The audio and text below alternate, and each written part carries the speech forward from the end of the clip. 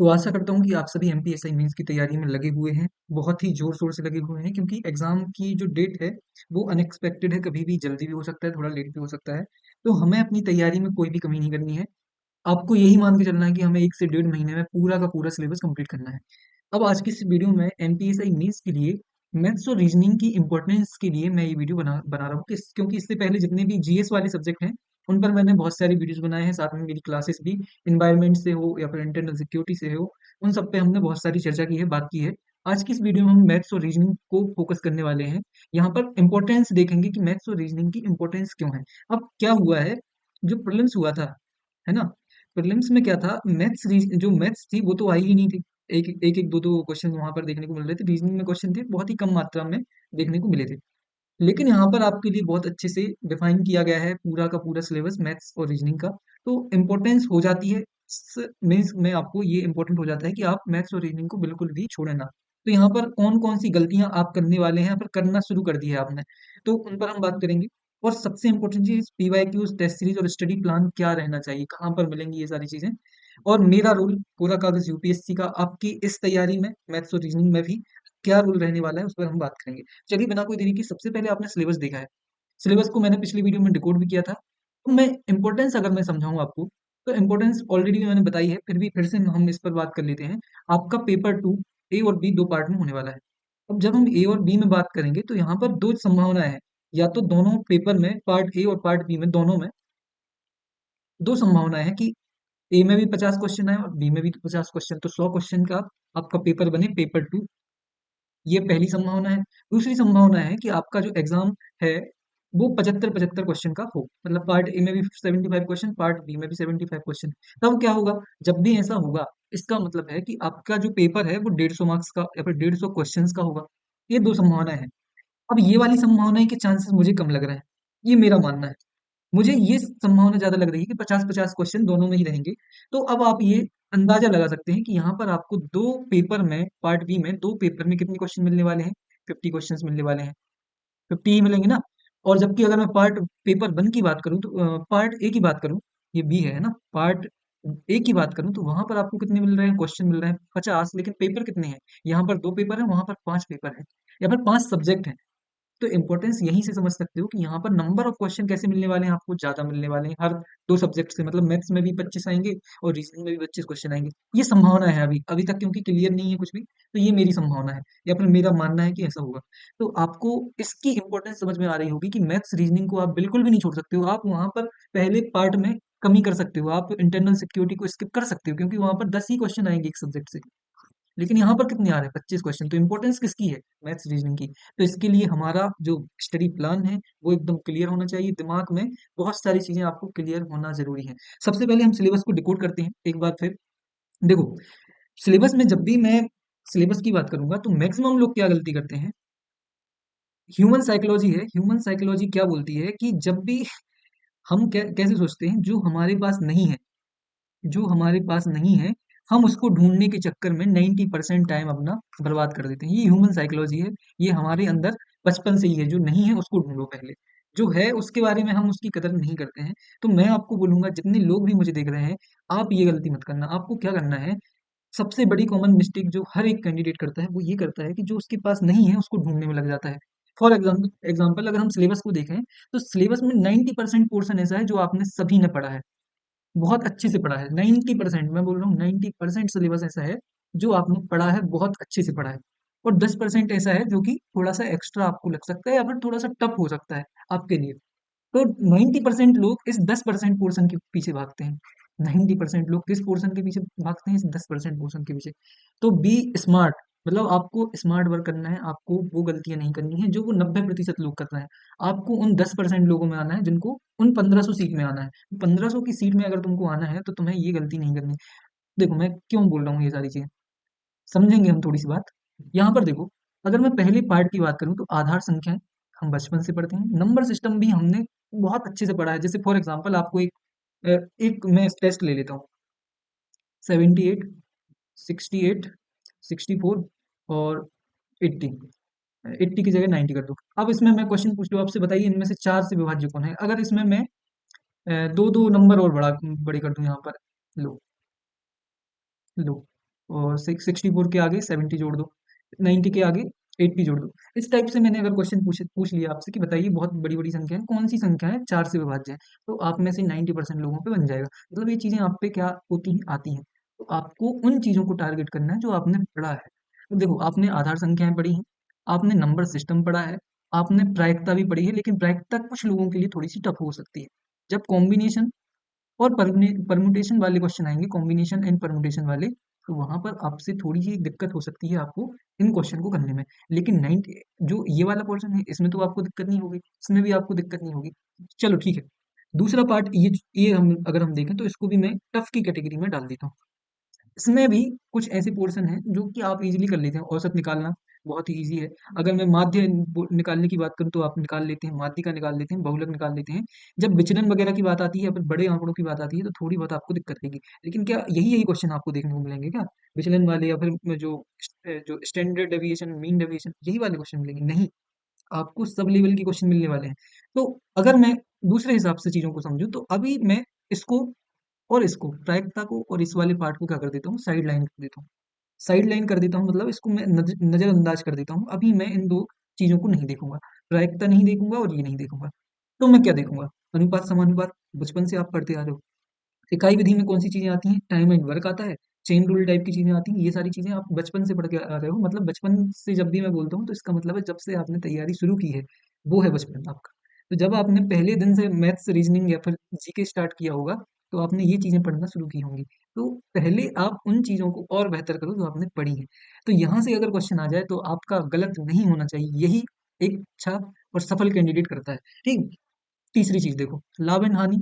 बचपन से आप पढ़ रहे हैं, बचपन से मतलब जब से आपने तैयारी स्टार्ट की है, ठीक है। और जब से आपने पढ़ा है, लाभ हानि पढ़ा है, प्रतिशतता पढ़ा है, आपने ब्याज पढ़ा है, चक्रवृद्धि बहुत अच्छे से। आज तो आज के टाइम पे 90% आप लोगों में से वो लोग होंगे जो चक्रवृद्धि ब्याज को बहुत अच्छे से कर लेते हैं। बहुत सारी ऐसी मेथड्स आज मार्केट में और यूट्यूब पर अवेलेबल हैं। पहले टफ लगता था, लेकिन आज 2 साल का, 3 साल का आप आंकड़ों से, मतलब कुछ डेटा आपके मन में है और उससे निकाल देते हैं।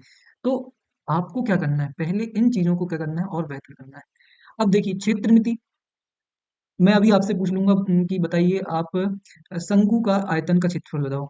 याद होगा, आप में से 90% लोगों को याद होगा, 1/3 पाई आर स्क्वायर एच। वैसे ही अगर मैं आपसे पूछ लूं कि गोले का, अर्ध गोले का आयतन बताओ, तो आप पे बन जाएगा। तो जब तुम पे ये जो 90% वाला पोर्शन आपका ऐसा है जो इजी है और आपने पहले से पढ़ा है, तो उसको पहले बेहतर करिए। ये वाली चीजें जो हैं, इसके लिए भी मैं बताऊंगा आपको, ऐसा नहीं है, छोड़ना नहीं है बिल्कुल भी। तुम्हारा फोकस क्या होना चाहिए, इस पर होना चाहिए कि पहले जो तुम्हारी चीजें हैं उनको कंप्लीट करिए। आप क्षेत्र मिति हैं, क्षेत्र वाले है, परिमाप, आयतन, इस वाले पोर्शन को कंप्लीट करिए। थोड़ा सा बड़ा चैप्टर हो जाता है कि आपको आयत, वर्ग, त्रिभुज, जितने भी विभिन्न प्रकार के चतुर्भुज हैं, जिसमें कि समांतर या फिर समलंब चतुर्भुज है, उनको आपको देखना है, उनका आयतन देखना है। फिर सम चतुर्भुज है, इन वाली चीजों को आपको कंप्लीट करना है पहले। आप ये वाले चैप्टर उठाइए, ये उठाइए। आप रीजनिंग तो आपने बहुत सारी चीजें आप पे बन जाती होंगी। कैलेंडर, घड़ी, ये थोड़ी ऐसे जो हमें फंसा देते हैं कई बार। तो ऐसे टॉपिक्स को आपको क्या करना है, उठाना है अभी।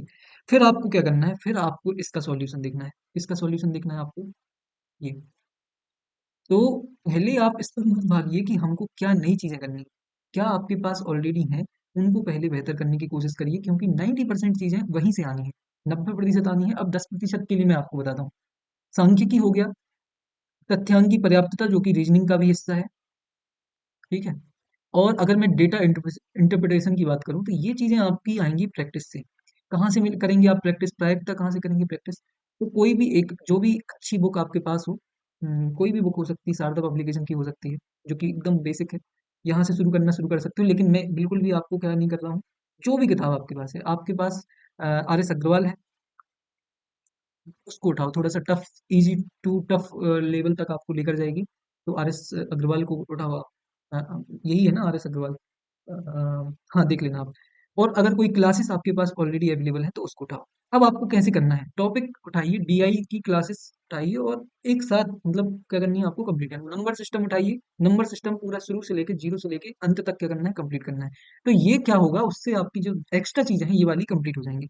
तो मैं क्या बोलना चाह रहा हूँ आपको, आपको पहले इन टॉपिक्स को कंप्लीट करना है। अब क्या यूपीएससी लेवल के क्वेश्चंस आएंगे? नहीं।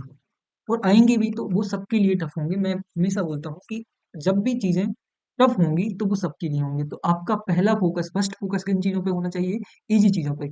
ईज़ी क्वेश्चन आपका कभी भी गलत नहीं होना चाहिए। अगर आप सफल होना चाहते हैं कॉम्पिटिटिव एग्ज़ाम्स में, तो एक थ्योरी कहती है हमेशा कि अगर कोई कैंडिडेट ईज़ी या फिर आसान क्वेश्चन गलत कर रहा है, तो वो कभी भी पास नहीं होगा। क्योंकि बहुत सारे लोग ऐसे हैं जो ईज़ी क्वेश्चन कभी गलत नहीं करते हैं और वही सिलेक्ट होते हैं। तो ईज़ी क्वेश्चन आपको कभी भी गलत नहीं करना है। टफ क्वेश्चन के पीछे अगर आपका टफ क्वेश्चन बनेगा तो आपको फ़ायदा मिलेगा। लेकिन अगर टफ क्वेश्चन आया और आपकी शिफ्ट में आया, तो वो सबके लिए टफ होगा, चाहे किसी ने पढ़ा हो और चाहे किसी ने ना पढ़ा हो। तो आपको क्या करना है? इस प्रकार से चीज़ों को कंप्लीट करना है। इसके लिए अब मैं क्या बोलने वाला हूँ, अब आपको क्या करना है, स्टडी प्लान। डेली प्रैक्टिस करिए, मतलब मैथ्स, रीज़निंग को आपको अपना डेली का रूटीन बना लेना है। जैसे कि करंट अफेयर को आपने बना लिया होगा, क्योंकि मैंने हर क्लास में बोला है कि आपको करंट अफेयर को स्किप नहीं करना है, वैसे ही आपको मैथ्स, रीज़निंग को फिर भी आप क्या कर सकते हैं, जो रीजनिंग है आपकी, रीजनिंग को फिर भी आप स्किप कर सकते हो, लेकिन मैथ्स और करंट अफेयर को आपको स्किप नहीं करना है। तो क्या है, पहला तो स्टडी प्लान आपका यही है कि डेली प्रैक्टिस करो। कहाँ से करोगे daily practice? P Y Qs लगाओ। एमपीएसबी की वेबसाइट पर प्रीवियस ईयर क्वेश्चंस अवेलेबल हैं, वहां से भी ले सकते हो। कुछ ऐसे वेबसाइट वगैरह भी हैं जहां पर आपको प्रीवियस ईयर क्वेश्चन एमपीएसबी के मिल जाएंगे। आरआरबी, एनटीपीसी के भी पीवाई क्यूज लगा सकते हो आप जो नए एग्जाम हो रहे हैं, जैसे कि एसएससी की जो अभी हाल ही में सीजीएल वगैरह के लेवल का जो एग्जाम है, वो आप कर सकते हो कि जब आपके पास प्रैक्टिस करने के लिए कोई चीजें नहीं मिल रही हैं तब। तो क्या करना है, आपको प्रैक्टिस करना है, डेली करना है, डेली मतलब डेली। सेक्शनल टेस्ट आपको मिलने वाले हैं टॉपिक वाइज। कौन देगा भाई? आपका पूरा कागज यूपीएससी। इतना प्यारा मतलब चैनल है आपके लिए, हर चीज फ्री में दे रहा है। अभी तक तो आप लुट जाते हैं इन सब चीजों में। मतलब लूट भी लिया होगा कुछ ऐसे कोचिंग इंस्टीट्यूट, भाई एक हैं मतलब एमपी में, जो बहुत अच्छा कोर्स बेचते हैं। तो आपको पता है कौन है वो। तो वहाँ हम नहीं जा रहे हैं, हम सबसे पहले आपको ये देना बताना चाह रहे हैं कि आपको फ्री टेस्ट सीरीज यहाँ पर मिल रही है। इसमें हम क्या करेंगे, कोशिश करेंगे कि पीवाई क्यूज को भी ऐड किया जाए। पीवाई क्यूज किस लेवल की रहेंगे? एनटीपीसी के भी क्वेश्चन मैं डाल सकता हूँ उसमें, उसमें मैं एसएससी के भी क्वेश्चन डाल सकता हूँ। साथ में मैं एमपी ईएसबी के जो हाल ही में एग्जाम हुए हैं, जैसे कि अगर मैं एमपी कांस्टेबल की बात करूँ, तो उसमें जो टफेस्ट क्वेश्चंस हैं उनको भी हम ऐड कर सकते हैं, ताकि एक लेवल मैच कर सके हम एमपी ईएसबी का। सेक्शनल टेस्ट रहेंगे और टेस्ट सीरीज, मतलब जो सेक्शनल वाली ही है हमारी, ये कहाँ पर मिलेगी आपको? वेबसाइट पे मिलेगी। वेबसाइट की लिंक डिस्क्रिप्शन में भी मिल जाएगी आपको। और या फिर आप क्या कर सकते हैं, टेलीग्राम चैनल ज्वाइन करिए। टेलीग्राम चैनल में आपको बहुत फायदा होने वाला है। टेलीग्राम चैनल में हम क्या चीजें कर रहे हैं, दो तीन चीजें कर रहे हैं हम। आपको एक प्लान दे रहे हैं। वैसे तो अभी ज़्यादा स्ट्रक्चर्ड प्लान नहीं दे रहा हूँ मैं, क्योंकि सभी लोगों का अलग-अलग एग्ज़ाम की तैयारी करने का फ़ोकस होता है, मतलब उसको मैं डिस्टर्ब नहीं करना चाहता हूँ, इसलिए मैं स्ट्रक्चर्ड प्लान नहीं दे रहा हूँ। लेकिन टेस्ट सीरीज़ में आपको उससे संबंधित जितनी भी इन्फॉर्मेशन है, वो टेलीग्राम पर आपको फ्री में प्रोवाइड करा रहा हूँ। पेड टेस्ट सीरीज़ स्टार्ट हो सकती है, अभी इस पर मैं बिल्कुल भी श्योर नहीं हूँ। पेड टेस्ट सीरीज़ बहुत जल्द, अगर मैं अपने आप को बेहतर कर पाया, तो पेड टेस्ट सीरीज़ है, वो भी आपको मिलेगी। लेकिन फिर भी अभी जब तक नहीं है वो सारी चीज़ें, तो आपको फ्री में ये सारी चीज़ें मिलने वाली हैं। तो इसी के साथ अब हमारा जो एक एग्ज़ाम का जो पर्सपेक्टिव है, वो आपको बदलना पड़ेगा। आपको मैथ्स, रीज़निंग डेली करना पड़ेगा। आपको उन चीज़ों को पहले टारगेट करना है जो आपने पहले से पढ़ी हुई है, परसेंटेज वगैरह। आपको डीआई वगैरह चीज़ों को करना है फोकस, ऐसा नहीं कर बोल रहा हूँ मैं। लेकिन जब आप तैयारी शुरू करते हैं, तब आपको ये ज़रूरी होता है कि आप बैठना स्टार्ट करें। सबसे इम्पोर्टेंट क्या है? 1 घंटे मैथ्स करना, वो इम्पोर्टेंट है। तो उसकी आदत बनेगी जब आपसे क्वेश्चन बनेंगे, क्वेश्चन वो वाले आपसे बनेंगे जो आप पहले से पढ़ रखे हो। डीआई आपने नहीं पढ़ा है, आप शुरू करेंगे, डिमोटिवेट होंगे और फिर बंद कर देंगे कि अब मेरा नहीं होगा, मैं किसी और सब्जेक्ट पे ध्यान दूँगा। तो ये गलती नहीं करनी है, आपको पहले इंटरेस्ट बनाना है। बैठने का जो क्या है, रूटीन है, वो कैसे बनेगा? आप पे बनेगा जब आप ईज़ी क्वेश्चंस या फिर ईज़ी जो आपके बेस्ट सब्जेक्ट हैं, उनको करना स्टार्ट करेंगे। ज्वाइन टेलीग्राम कोरा कागज यूपीएससी सर्च करेंगे ये वाला तो भी मिल जाएगा, साथ में लिंक भी डिस्क्रिप्शन में डाल दो।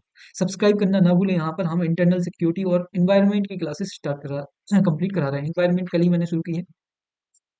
तो ये सारी चीज़ें मिलेंगी। विजिट हमारी जो वेबसाइट है वो आपको विजिट करनी है, वहाँ पर फ्री टेस्ट सीरीज और भारतीय समाज के प्रीमियम नोट्स आपको मिल रहे हैं। भारतीय समाज के प्रीमियम नोट्स आपको कहाँ मिल रहे हैं? टेलीग्राम हमारी वेबसाइट पे। तो चलिए इसी के साथ हमारा ये जो बहुत ही इंपॉर्टेंट वीडियो वो कंप्लीट होता है, और जुड़े रहिए पूरा कागज यूपीएससी पर, और बिल्कुल भी पढ़ाई में ढील मत डालना। क्या करना है? पढ़ाई में ढील नहीं डालना है। तो मिलते हैं अगली वीडियो में, पढ़ते रहिए, ध्यान रखना, थैंक यू सो मच, धन्यवाद, और ऐसे ही जुड़े रहिए। जय हिंद, जय भारत।